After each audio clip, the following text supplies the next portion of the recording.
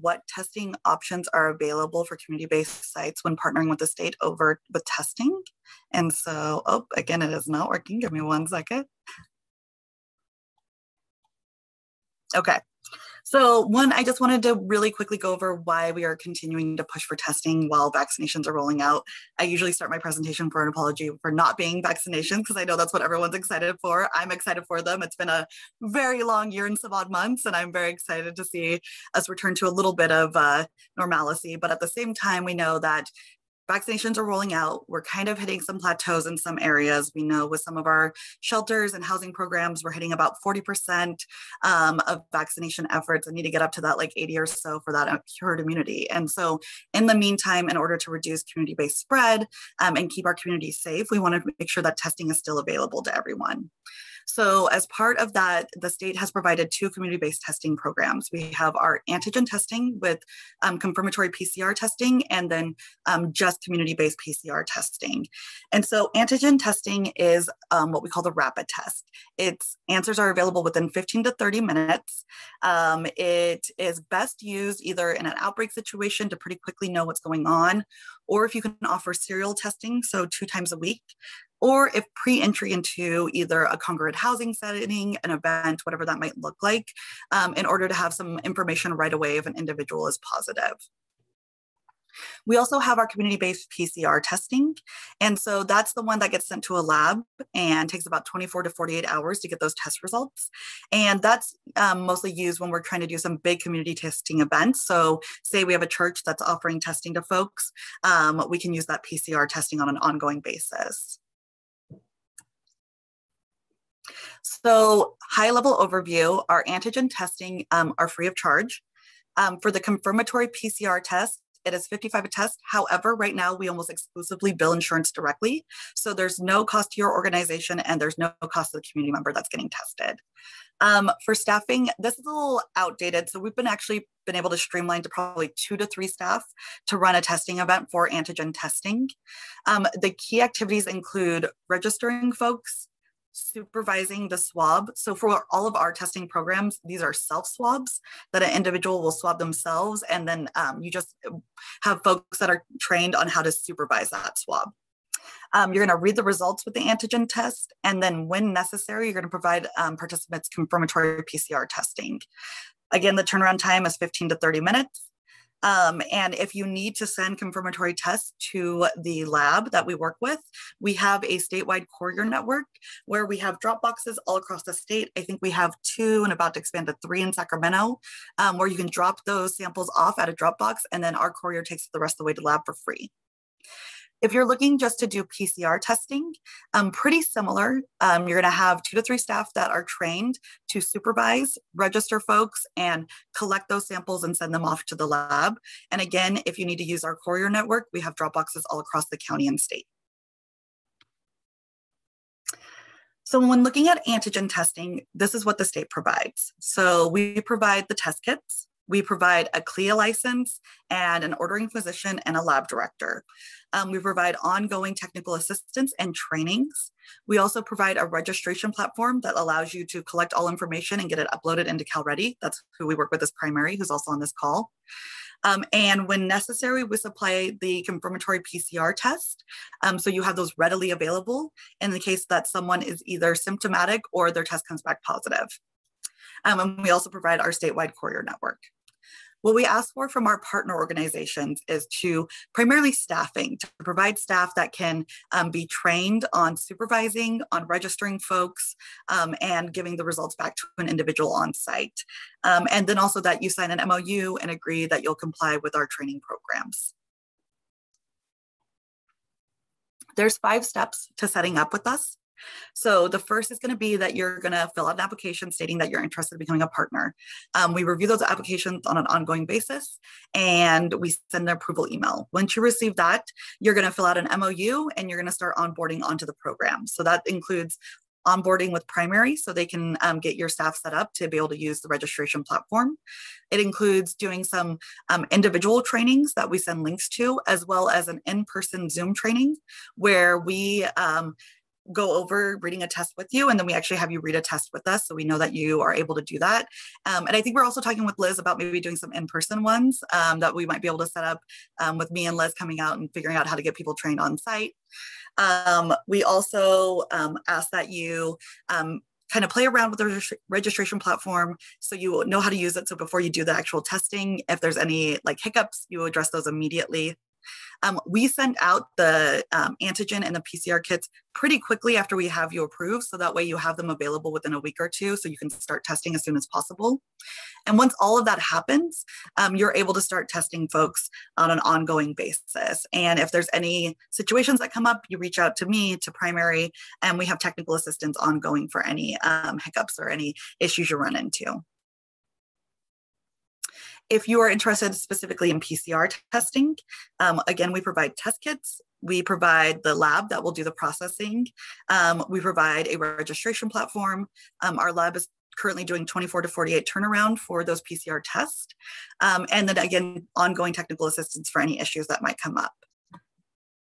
And again, on the partner side, we primarily look for staff that are able to get trained on supervising the testing, because again, this is self-swab to make it so you don't need clinical staff in order to do this testing. And that you have the on-site logistics such as PPE or a tablet in order to register folks. We are looking as well to get some additional funding out to folks in case those are barriers. So if you don't have a tablet or if PPE is an issue, we're working with some different vendors in order to get those out to you all. So just let us know and we'll continue to offer additional supports as we can. So this process looks a little bit more complicated, but it's actually a bit easier than the antigen, primarily because all those trainings are online. So you're gonna fill out an application. We're gonna send you an approval email. You'll sign that MOU. You'll get onboarded with Color, which is where you're gonna get access to their registration platform, where they'll make sure that you have the software, and they'll also ship out those kits to you to get you started. You'll do some individual trainings on how to supervise a swab and how to use the registration platform. And then from there, once you have the kits and the training, you're able to start testing folks. You will collect those samples and get them ready to send off to the lab. And if you want, you can get connected to our statewide courier network and use those drop boxes. And from there, individuals will receive the results through one of our portals, but we also give your sites access to the results. So in case an individual doesn't have email or consistent phone, you can work with them as well, since you have those relationships already established.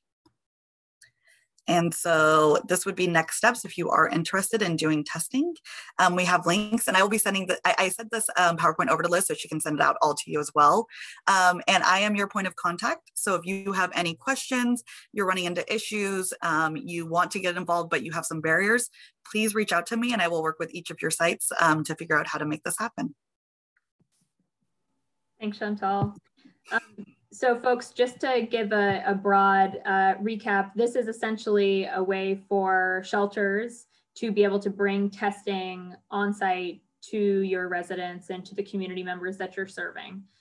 So as Chantal mentioned, there is a PCR option, which I think a lot of you all kind of know about. It's what our community testing sites use here in Sac County. And then there's the antigen option, which is a little newer, and it gets the results quicker. And that's kind of what we're going to talk about a little bit further as Sunshine's here to dig into that. Do we have any questions so far? Chantal, it looks like there's a question in the chat. Can folks do antigen testing once a week? You defined serial testing as several times a week? Yeah, so we really hope for twice a week. And the reason for this is because if you do once a week, you catch about 50% of folks, because there's a higher chance of false negatives with antigen than there is with PCR. If you do twice a week, you catch about 80–85%. However, I completely and totally understand that with the communities we work with, twice a week can be a really big barrier, or sometimes it just takes a while to ramp up from once a week to twice a week, depending on which communities you're working with. So if you want to reach out to me, I help organizations set up their own testing plans on a regular basis. And so we can talk that out individually to figure out what would work best for you. And by twice a week, Chantal, you mean if Bobby got tested, got an antigen test, he would need to get it twice, or just that organizations should run antigen testing twice a week? It doesn't matter that it's the same person. So Ideally, same person. However, we've worked with shelters in the Bay, and they were doing it just as is twice a week. So they were offering it like Mondays and Fridays, and it worked. So we can definitely like just have some strategic conversations around how to make it like the most accessible for everyone. My thought is, you know, some testing is better than no testing, right? And the fastest we can get people like into testing, the best. So I will definitely work with anyone who has any questions. Awesome. And then as Chantal mentioned, if there are barriers, the state is looking at developing some resources around that, and the county is too. And so together we will make sure that folks are supported in being able to overcome any barriers that are keeping them from being able to access testing. Okay, any questions where we are so far, and then we'll move to Sunshine.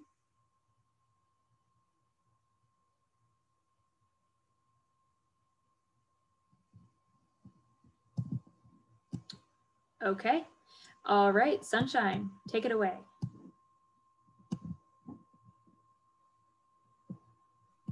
Sorry, thanks, I was on mute. So I don't want to repeat all the same information that Chantal gave you, but obviously since I'm from primary, wanted to dig a little bit more into the details about the antigen plus PCR program that we're partnered with CDPH to provide. And also just kind of briefly mention there are some vaccination options as well, so that you have everything all in one place under one software, if that's appealing to you.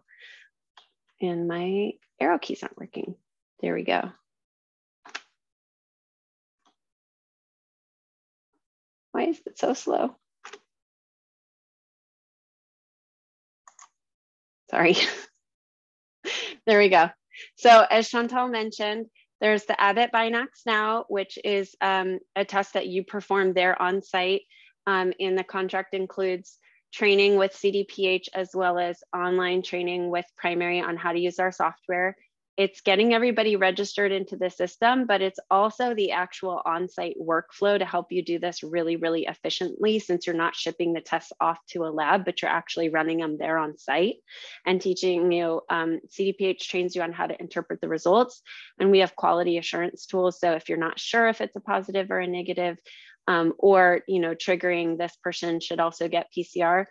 And we're very flexible. So there's new devices that are coming to market. And so if CDPH has new rapid tests that they want to try out, we incorporate those into our platform. So again, it's having all your data in one place. The PCR testing, again, we're integrated fully with Valencia Branch Lab and Color, so you don't have to have two different systems to do your antigen and your PCR. And then we also have options. It's not part of the testing task force program, but vaccines. So we're fully integrated with MyTurn and are an approved Track 2 EHR. So again, it's just really nice when we talk about our data analytics for you to be able to track if there are any discrepancies between the rapid testing and the lab testing. We always verify to make sure it's a positive on one and a positive on the other, and flag it if it's not, so we can look into that case more. We flag that for CDPH so they can identify what's going on. And then also kind of tracking, what percentage has been vaccinated or different demographic breakdowns. As I mentioned, it's not just the registration, but also the on-site workflows. And so as Chantal mentioned, CDPH is really eliminating some of those paperwork barriers to getting your testing program up and running. There's one requisitioning physician for all of the homeless shelters. If you can use the state's CLIA waiver. They provide you a playbook on how to do your testing program. And then we also provide all of the automated reporting to the state database as well as to the county, and provide training on software. And site logistics and efficiencies is really also where we provide subject matter for you. We don't want it to take, an hour just to run 15 tests. So we can really help you. What kind of tech do you have? Do you have iPads, laptops, Chromebooks, smartphones? Do you have no tech at all? Do you have one staff person, two staff people? And I always make this example that if you can move the trash can from over here to over here, and that shaves off 10 seconds in your workflow, then it doesn't matter if we're running a 23-lane mass vaccination site in San Francisco or just one empty classroom in a gymnasium with one school nurse, that we really want to make this a positive consumer experience. And we have a lot of expertise in working with different different types of populations. So unhoused populations, undocumented populations. We're offering 8 different languages. Our platform supports 21 languages. We have phone registration for those who don't have internet access and can train your teams about how to register people on site if they're not registering in advance. The other thing for the homeless shelters is if you have a consortia of, let's say, 8 shelters and you want to be able to share data between each other, because sometimes I sleep here on Tuesdays or sometimes I go there during the day on Thursdays, then the way your MOU with CDPH is structured is that if it's sort of one organization with one sort of consortia with 7 under it, that authorizes primary to share the data among those groups so that you can check people who may have just gotten tested yesterday, right? Or that they already got vaccinated, and you can have everything all in one place. And then we also provide account management and IT support to your teams to make sure that you're very comfortable running the testing software and work through any troubleshooting that you have. I know the focus today is on homeless shelters in Sacramento County, but did also just want to throw that out there that our contract's very broad and includes K-12, community colleges, CSUs, summer camps. So if you're dealing with unhoused populations who go to different places during the day, or you have partner organizations that you want to set up testing or vaccine clinics for, that again, you can do it all through primary software and not to have all these different testing programs if that works well for you. And then Chantal already said, if it's a school campus, you enroll through one link, and if it's anything not school related, you enroll through another link. But did also just want to point out, it's super simple. Once you sign your MOU with CDPH, they take care of getting you your test kits and doing the clinical training on how to do the Binax testing. But on our side, once you've signed your MOU with CDPH, that's the signal to us that, okay, you get to be part of this program, and you get a welcome email. You can upload your logo, you can pick your color scheme. It looks like it's all your organization. You can pick what languages you want, and you can attend our trainings. We have them live multiple times a day. We have online trainings. We have office hours. You get assigned to an account manager. And so we have some schools that have gotten up and running in like 48 hours. Once they get their test kits and know how to do the testing, the software piece of it is really easy. And then we're still, like I said, working with CDPH on how, if you want to set up a vaccination clinic, the potential to do that through primary as well. Awesome. Thank you, Sunshine. Okay, so any questions for Sunshine?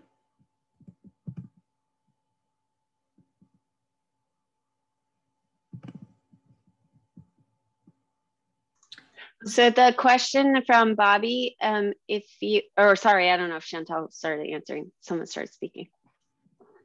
Yeah, I was just going to say from Bobby, so if you're already doing testing with color for PCR, I think it would be your site's kind of choice whether you wanted to just completely go to antigen, and then you would now have PCR test kits available to do the confirmatory, but you would still do it all through primary, so you wouldn't have to use 2 registration platforms.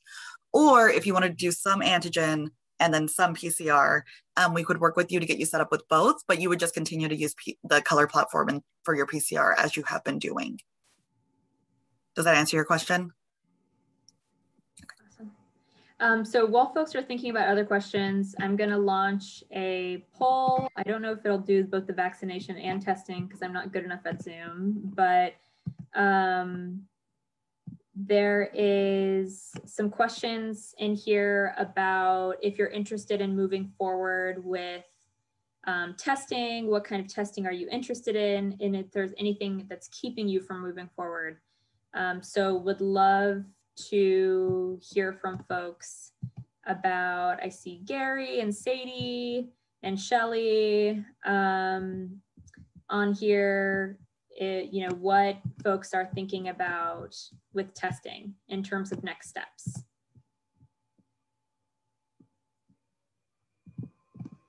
And Lornetta.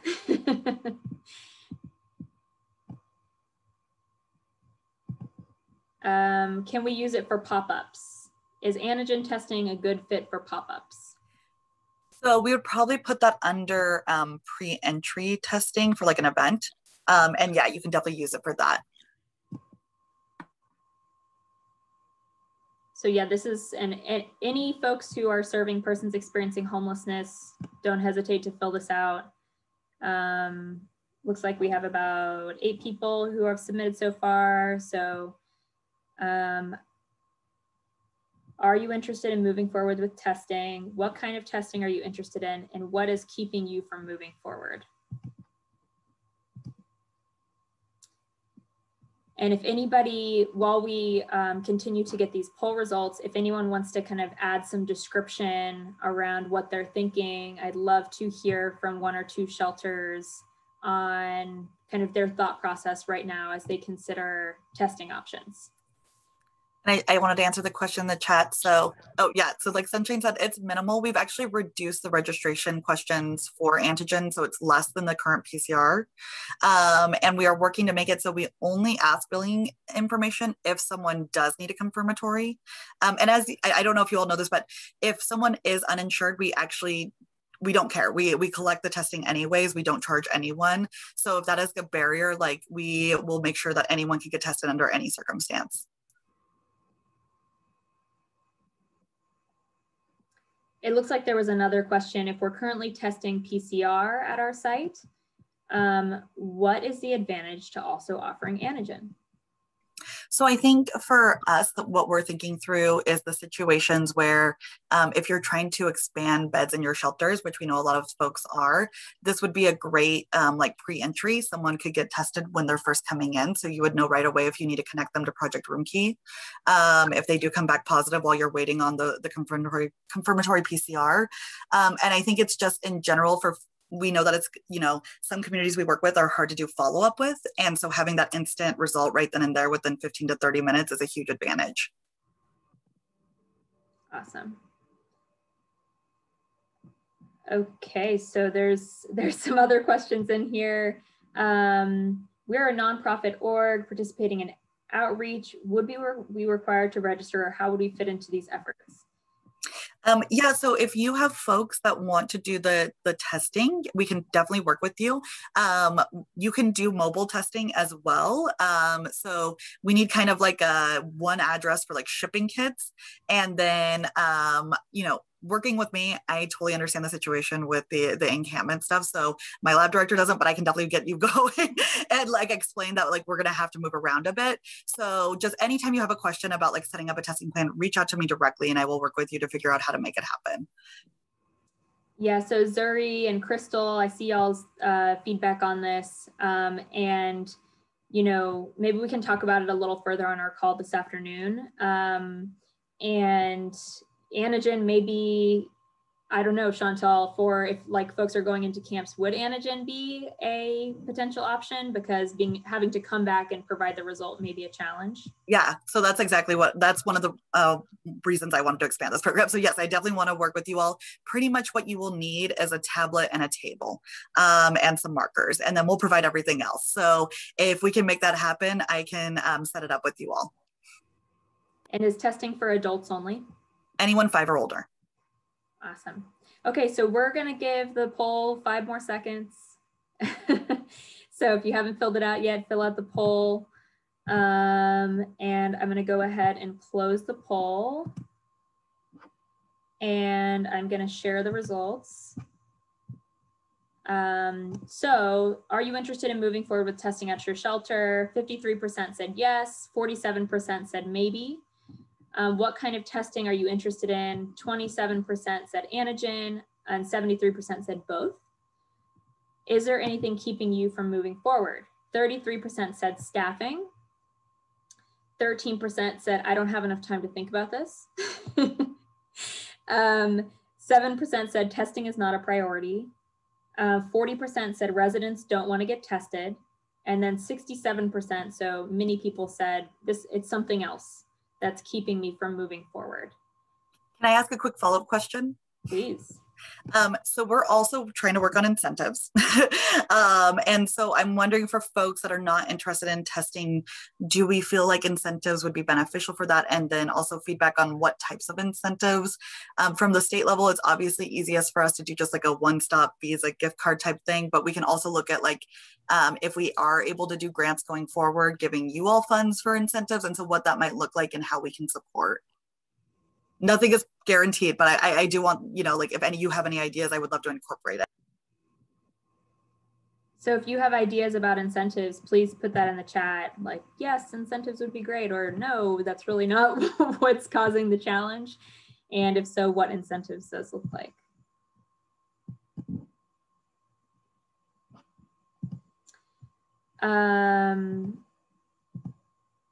Okay, so I'm just going to open it up, and this is, if anyone wants to unmute and provide a little bit more narrative on the other category, anything keeping you from moving forward. 10 out of 15 people said other.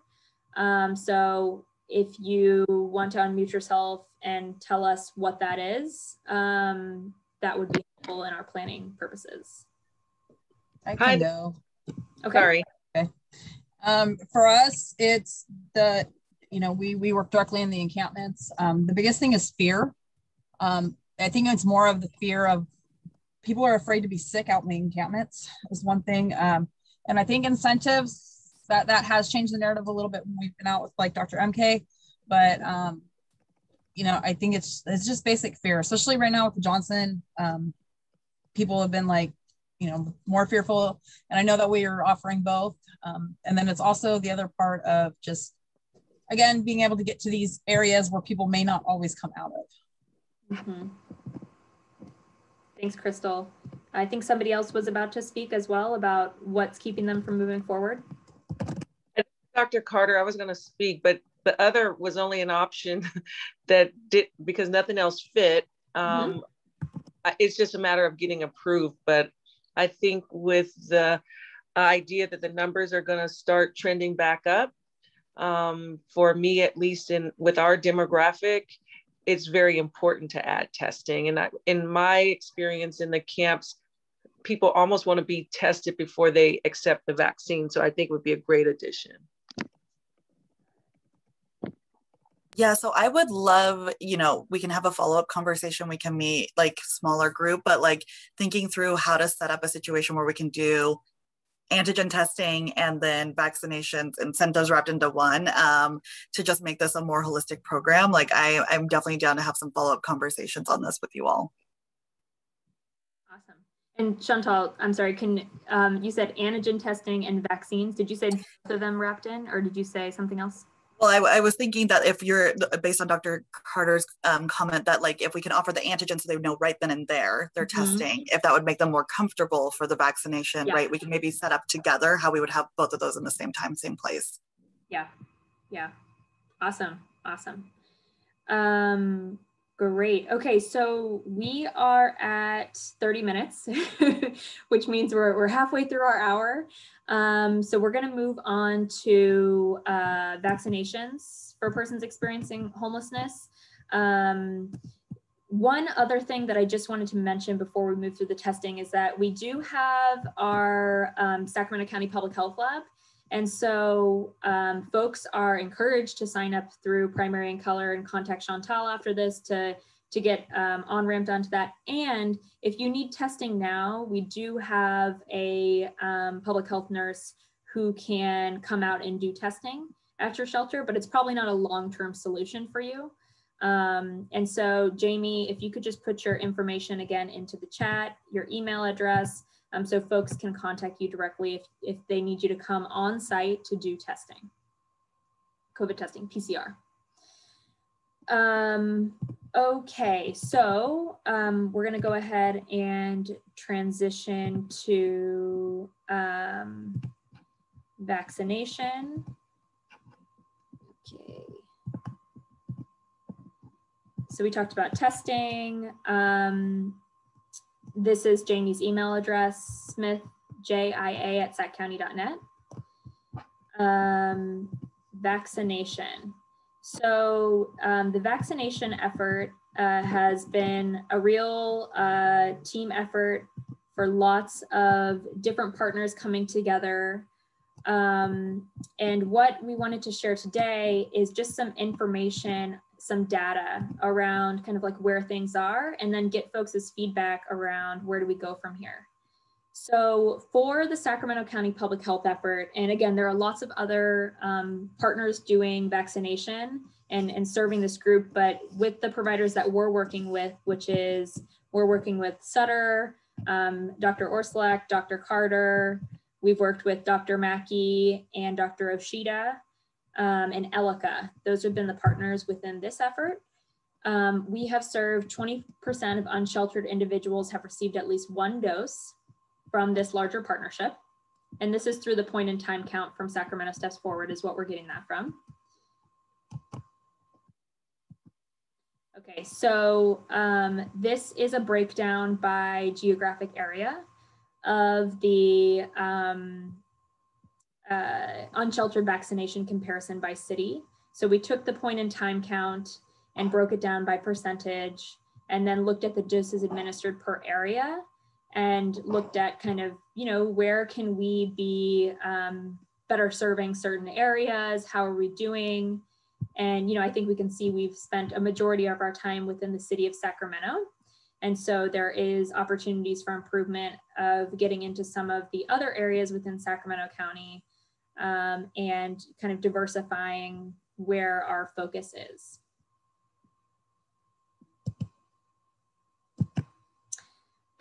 For shelters, 24.48% of sheltered individuals have received at least one dose from Sacramento County Public Health. We had to kind of change our language around this whenever the Johnson & Johnson came off, because previously we were just using the Janssen. And so, you know, receiving at least one dose is kind of what we've moved towards. And then this is a breakdown of the shelters. So the sheltered count, and then those that have received at least one dose from Sac County Public Health, and what those percentages look like.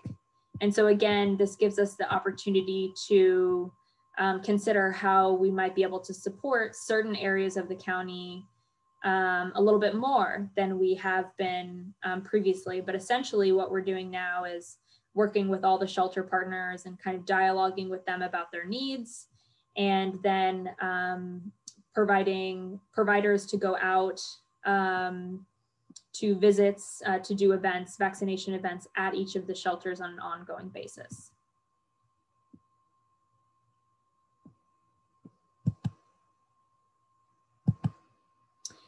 So this is a list of the providers that we're working with. So Sutter, Dr. Carter, Dr. Orslak, and Elika, many of whom are on the call today. So thank you for all your great work. Sutter is doing standing events at Loaves and Fishes, Wednesdays 7:30 to 9:30, and standing events at First United Methodist, Tuesdays 8 a.m. to 12, and the last 2 Sundays of the month, 8 a.m. to 12, and individual events depending on their capacity. They just started the recurring events this week, which is great. Dr. Carter has been serving Del Paso Heights unsheltered community members. Dr. Orslak has been doing standing events at Loaves and Fishes, Tuesday 7:30 to 9:30 a.m. and camp outreach and smaller pop-up events. And then Elika is serving shelters that they already serve with primary care, North A, North 5th, Meadowview, VOA, Family Bannon Street, and the Project Room Key motels. And then we also connect with them with individual events as capacity allows. Oh, sorry. Yes. So Dr. Oslek also mentioned, I forgot one, which is we are also doing standing events at harm reduction services every Thursday, 3:30 to 6 p.m. I'll add that in the slides before I send them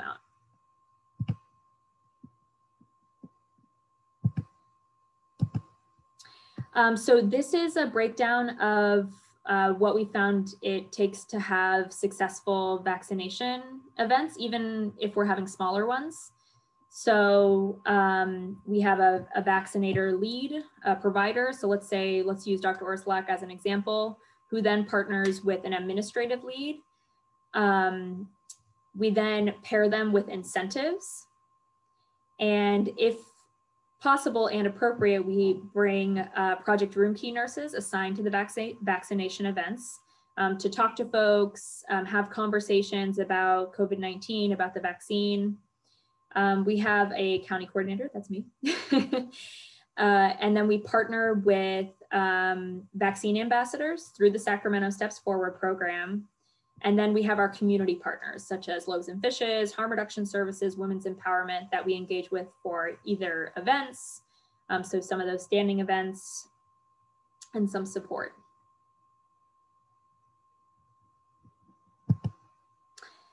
So where do we go from here? You know, as I mentioned, we have already kind of seen that the need for more geographic diversity, the desire for many of our shelters have reached out to me and said that they just want public health nurses to come out to do vaccine education at this time, because there's less folks who are ready right now to get vaccinated.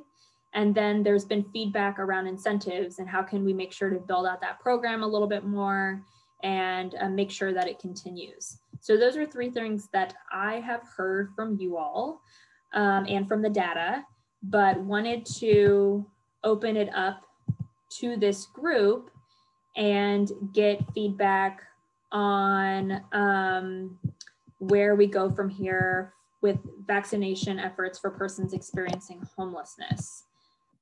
So we're just going to open that up.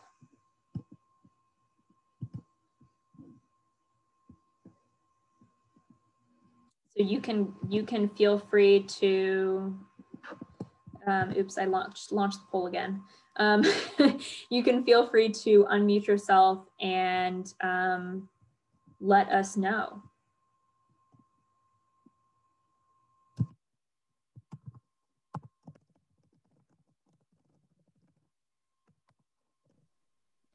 Hi, it's Dr. Carter again. Hi.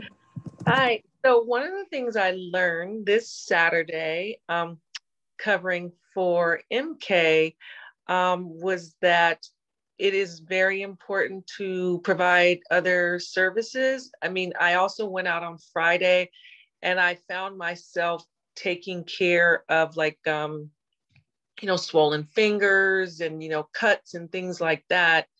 So there's definitely a need to partner, I believe, with, you know, either finding some continuity of care for the people who are experiencing homelessness, especially out in the camps.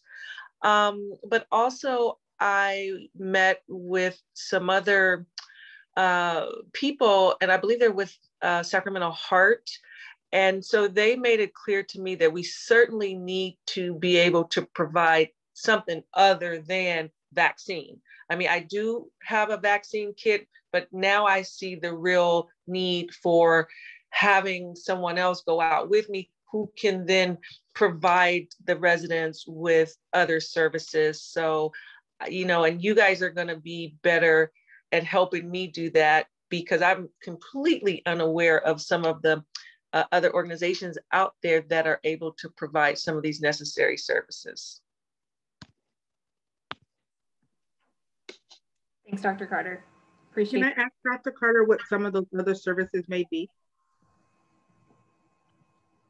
Sure. So for instance, like I said, for me, like there was a guy, and I'm not sure what happened to his finger, but it was definitely swollen and there was an open cut and it needed to be cleaned and attended to. So one, maybe getting them to, I don't know, well space is pretty prominent in that community. So at least giving them an address to there, maybe providing some small first aid kits.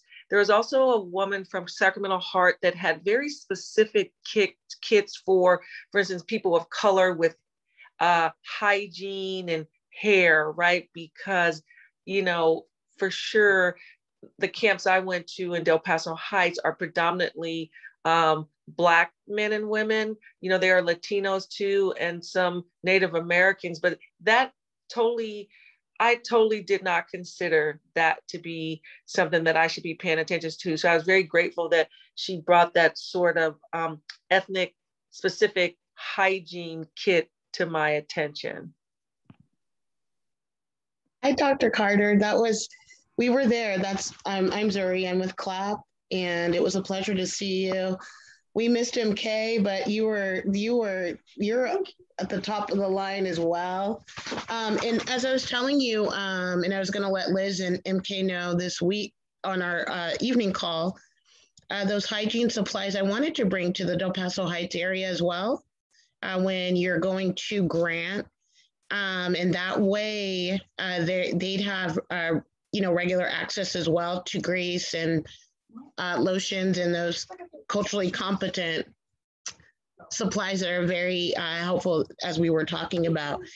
And also, I'm glad you brought that up because we've been talking about that, having the outreaches be wraparound services that are including not just the vaccines and the, looks like now the testing, but also including the connection to community organizations, as well as links to care after we leave, and also links to services that can be helpful after we leave the outreach. Thanks, Zuri. It looks like we have Crystal and then MK. And then I'd love to, so if you want to raise your hand or put your name in the chat. And then I'd also love to hear from some of our shelter partners too. So Crystal? Yeah, I think there's definitely a need for continued care. And like you're saying, Dr. Carter, that's something that we deal with within the encampments. When Dr. MK would come through the encampments, it's always been this, like, I have a cut, I have a wound, I have stitches, I couldn't make it back to the hospital. So this follow-up care is very important. And I'm sure Dr. MK will talk about the street teams that we've had going for about a year throughout these encampments. But yeah, the definite outreach is needed when it comes to medical, because people just don't leave their encampments and they tend to sit in the situation that they're in medically. And so it's very important, and we appreciate you definitely going out there and doing that. Thanks, Crystal. MK? Yes, just want to second everything that Dr. Carter and Crystal and Zuri said, but specifically like navigators, housing navigators and healthcare navigators, I think would be huge to have, because like, everyone said already, when we're there doing vaccine clinics, I mean, people are hurt and unhoused and asking for housing and how to get in. And then it doesn't really feel great to just, give a phone number. So having someone there who could at least connect, and I think it's a great opportunity for a lot of folks to connect with services or at least have their questions answered. So both housing navigators and healthcare navigators. Thanks, MK. Janelle? Hi, thank you. Quick question. If we were to do, while many of our clients are unhoused, we have many others who come to our site who are housed, so to speak. Would vaccines in this program be available to all clients beyond the ones who are unhoused? Does that make sense for those coming to our site? Because we have many who, are both ends of the spectrum, who might equally benefit, well, shoot, everybody benefit, who might be interested in the vaccine. So I want to see like how expansive this could be for our program and our clients. Yeah, great question. So, we're trying to stay focused while also not staying focused to the detriment of, being strict for the sake of being strict. So for the whole time, it's been the focus of this specific group has been persons experiencing homelessness. And, we said, of course, staff can go into that and receive vaccinations as well. The definition for persons experiencing homelessness, depending on what agency you're working with, can be kind of broad and vague. It can be very, very specific, and then it can not leave some people in who have transitional housing or, so I guess, I don't know if that answers your question. If there's like a specific group you're thinking about, because there are lots of different parts of Sac County Public Health that are looking, and health systems that are working with different groups. And here in this group, we're really focused on the needs of persons experiencing homelessness. Got it. And it sounds like there's a bit of an asterisk on the definition of home and being categorized as homeless, is what I'm hearing from that. Yeah, maybe you and I can touch base and understand your needs and see what might make sense. So if someone's coming to us and saying, hey, we want to get our church vaccinated, I say, that's great. You know, the work that I'm doing at the county is specifically focused on persons experiencing homelessness. So I might refer them to one of my colleagues. Okay. That might be a better fit for them. Okay. Yeah. Thank you. Thank you. Cheyenne? Hi. Yeah, I just wanted to talk to Dr. Carter's question, kind of asking about what other services could you potentially provide at a vaccine clinic? I think one of the big things right now we're seeing at the shelters is loss of trust, especially with the JJ being pulled. I think it'd be huge to build the trust. What we've seen is really helpful. And I know this is a big ask, but if Dr. Carter or team came out and asked that to the actual, the people experiencing homelessness, asked that to the guests at the shelters, and then came back a couple of days later and provided those services with the vaccines. And you're going to find more people that were willing to get the vaccine after they've got that trust. That's my thought on that. So Cheyenne, you were saying you ask the individuals who are experiencing homelessness what they need and then come back with fulfilling what they asked for.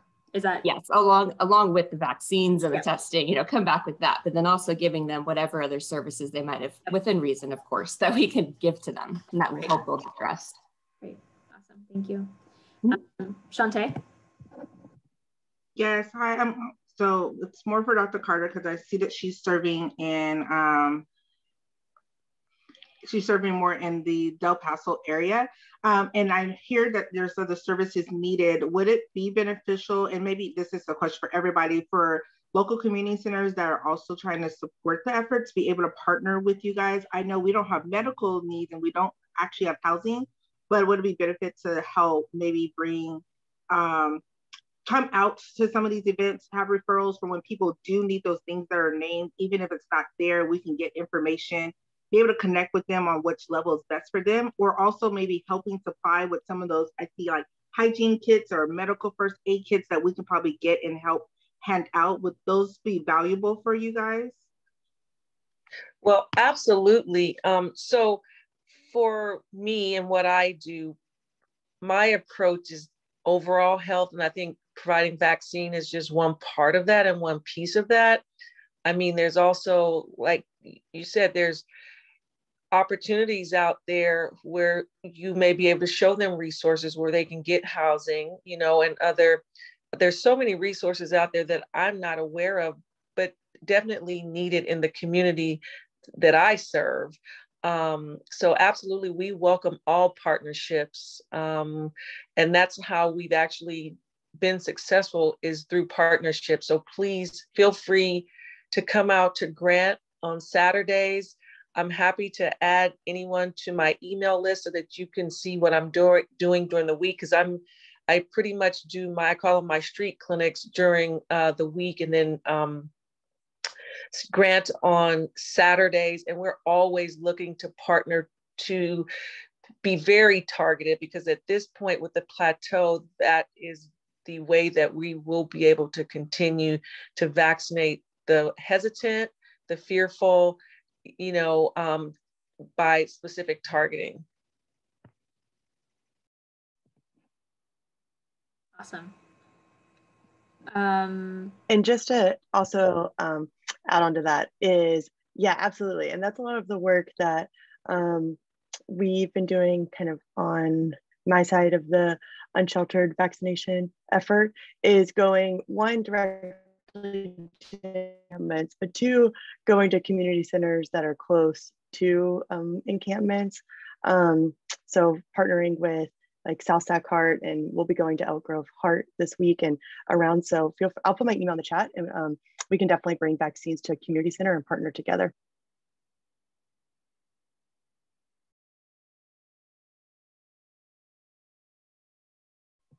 I forgot I had a second poll. I couldn't figure out how to access it. So I've launched the second poll. And so there is one thing that I just wanted to mention. There is a group called CTAT, which is with the National Guard, and they have the availability to do vaccination. So with our current partners, we're able to fulfill most, but not all, the requests that come in to serve persons experiencing homelessness. And this group would not be in fatigues.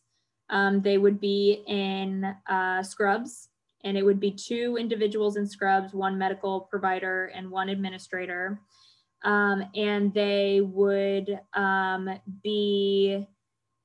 and then they would have 1 person on security. The person on security would go to the site in advance and let their administrator and vaccinator know where they should set up, and then needs to be in fatigues, but they're in their car, and they just have to be within sight distance of the event.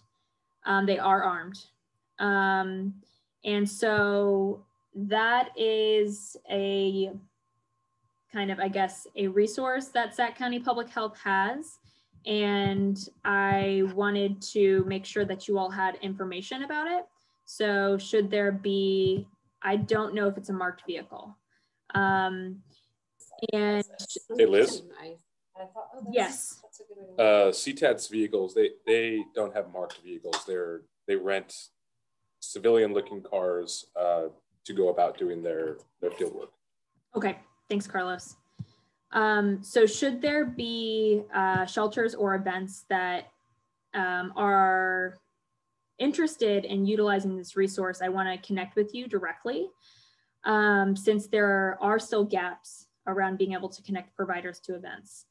And then we also have the second question: what would you like to see more of or an improvement as a part of the vaccination effort for persons experiencing homelessness? It's multiple choice.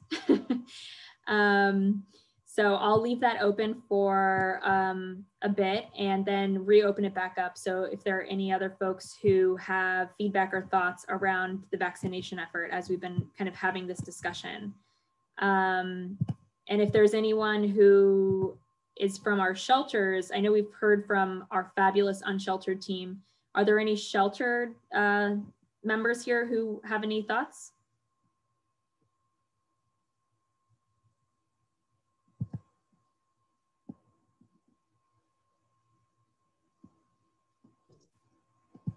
I'm part of the unsheltered team, but just really quick, I think that first question, I think that it could be separated in 2, because I could see like the military folks going into like, maybe a community center. I think though the encampment element of it is going to be, that's a trust issue when you're bringing people who are weaponized in there.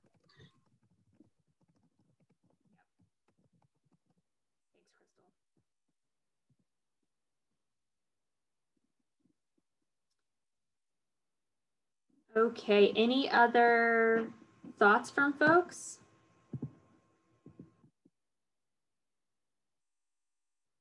Okay, I'm gonna go ahead and end the poll, and then I'm gonna share the results with folks. I'll come to you in just after I read through the poll, Dr. Teta. Would your shelter or community organization be interested in utilizing the National Guard?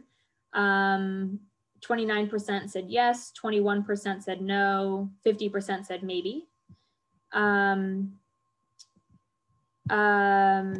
So Carlos says the CTAD are not armed, but I was told, and you can correct me if I'm wrong, Carlos, but that the security is armed, which would be in the vehicle nearby.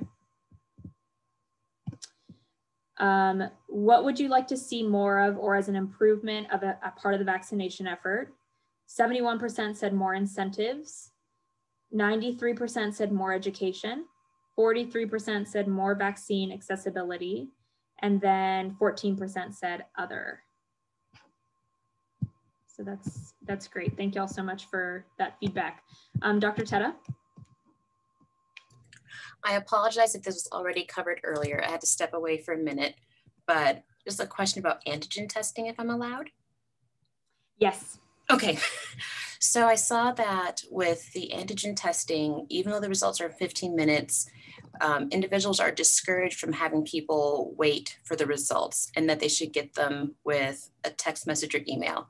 But I will say with even the PCR testing, accessibility to emails and mobile numbers is a challenge, especially if someone has a positive antigen test and then we have to do the PCR.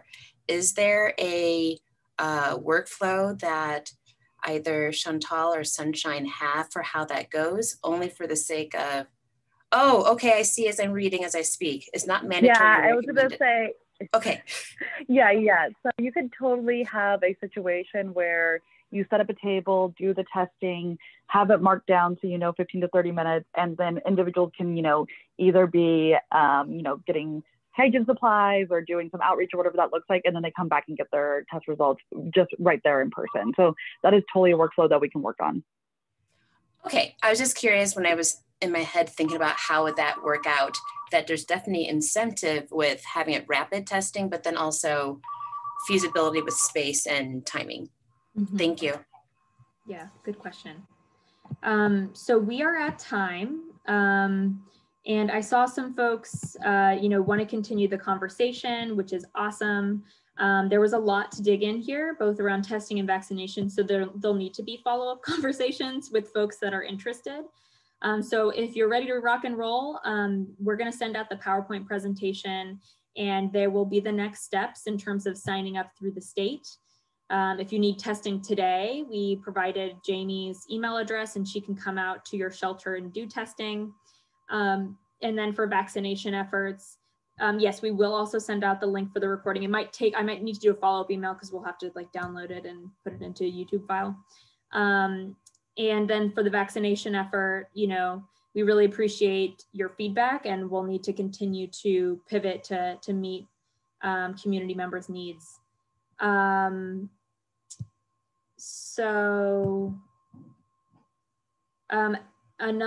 I'm sure I could probably get a copy of the chat. I just don't know how. I think it might download for me at the end. And if that's the case, I will include it in my follow-up. Okay, any last questions from anybody?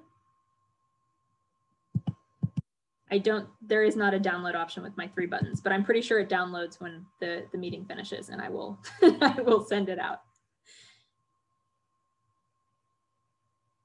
Okay, well, thanks everybody for joining, and this won't be the last conversation, and we'll continue to dialogue, and have a fabulous Monday.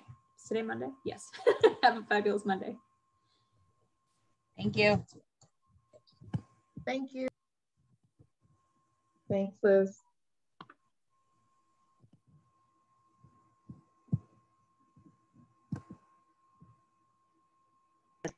Thanks, Liz.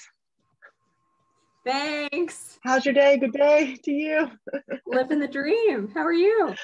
Oh, doing good. Just working on the